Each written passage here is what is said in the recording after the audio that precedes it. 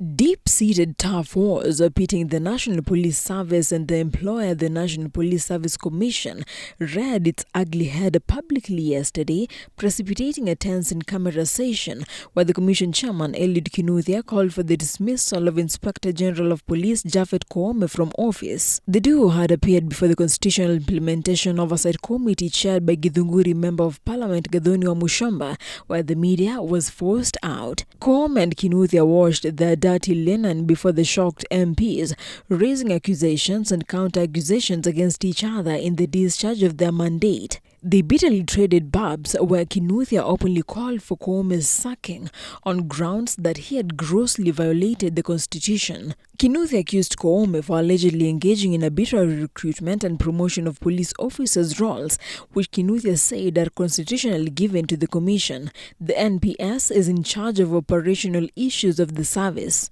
Kinuthia also accused IG Koome of allegedly recruiting and deploying police reservists bypassing the commission. Article 245, number 7 of the Constitution states that the Inspector General may be removed from office by the President only on the grounds of A. serious violation of this Constitution or any other law, including a contravention of Chapter 6, B. gross misconduct, whether in the performance of the office holder's functions or otherwise, C. physical or mental incapacity to perform the functions of office, D. incompetence, E. bankruptcy, or F. any other just cause. Supremacy war between the NPSC and the Inspector General have been downplayed since last year, with the matter escalating and the Commission saying they would not surrender their mandate of recruitment, transfer and promotion. In August last year, Operation Linda Ugatuzi moved to Parliament to have IG Koome be expunged from office on grounds of dishonoring the laws of the land. However, Parliament stated the Inspector General of Police may only be removed from office by President. The National Assembly clerk stated, quote-unquote, "We have perused the Constitution, the Act, the National Police Service Act 2011 and the National Assembly Standing Orders and advised that the petition seeks the removal from office of the IG and IG as a member of the National Police Service Commission in a manner that is contrary to the provisions of Article 245 of the Constitution. Article 245 of the Constitution provides that the IG may only be removed from office by the President." End of quote. Yesterday, Koome remained firm that he must be in control to enable him exercise his mandate. Kinuthia maintained that the IG as an individual and not the office had demonstrated disregard for the Constitution and lacks goodwill to comply with the existing laws and regulations. Trouble started after Kinuthia, who was the first to address the committee members, told them that Koome had severally invoked Articles 245 number 2b, verse 246 number 3 to usurp the mandate of the Commission on Human Resource Management.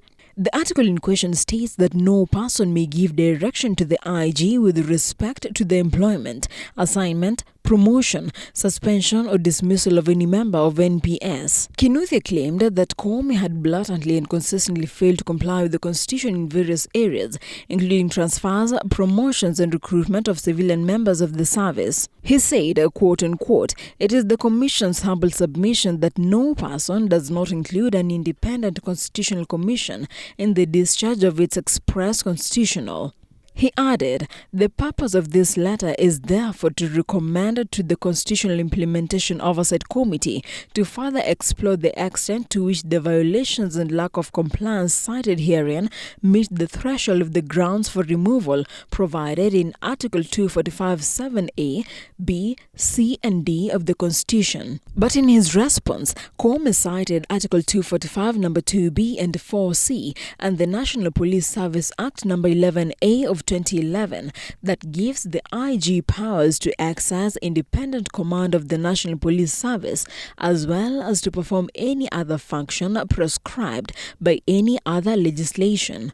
He made it clear that the Constitution is clear that no person may direct the IG with respect to investigations of any particular offences, enforcement of the law against any particular persons or employment, assignment, promotion, suspension or dismissal of any member of NPS. He said, quote-unquote, "The IG exercises command over the National Police Service and lawfully administers, controls and manages the National Police Service as a disciplined service." He added that Cognizant of the uniqueness of the police as a national security organ dealing with complex and ever-evolving security landscape, the independence of the IG in command and control of the service is paramount.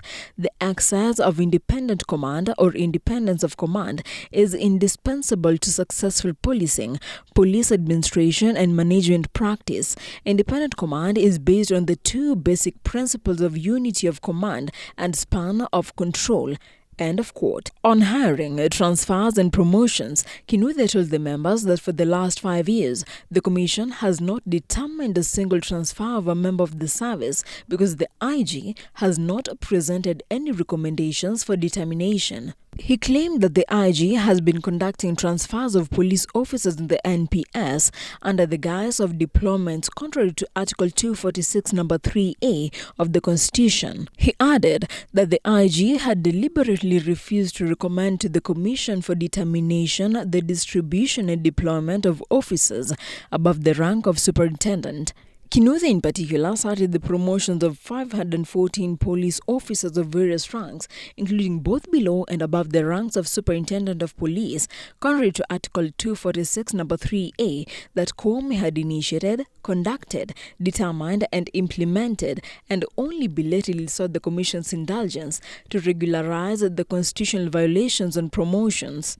He also alleged that on February 28th, Koome also unilaterally initiated and concluded course promotions for over 100 senior officers from the ranks of chief inspectors to assistant superintendent of police, knowing very well that the promotions to the ranks of ASP is not delegatable. He further said that Koome had refused to implement 25 reinstatements being appealed decisions on members of the service as determined by the Commission and transmitted to his office for implementation on November 16, 2023. Koome submitted, quote-unquote, "The IG has bluntly and consistently undermined the mandate of the Commission to recruit, promote, transfer, and exercise disciplinary control over civilian members of the service, contrary to Article 246 number 3A and B of the Constitution.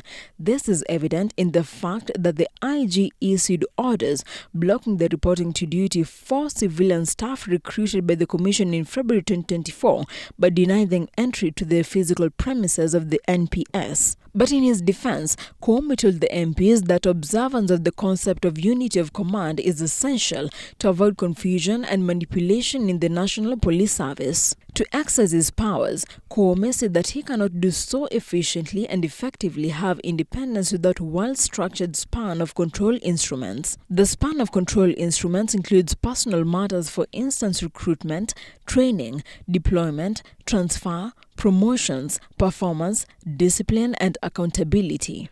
Others are arrangement of instruments of command or ranks in a hierarchical manner, transfer of services, intra and extra services and other government institutions, determination of strength, formations and specialized units, financial resources, police equipment and other assets.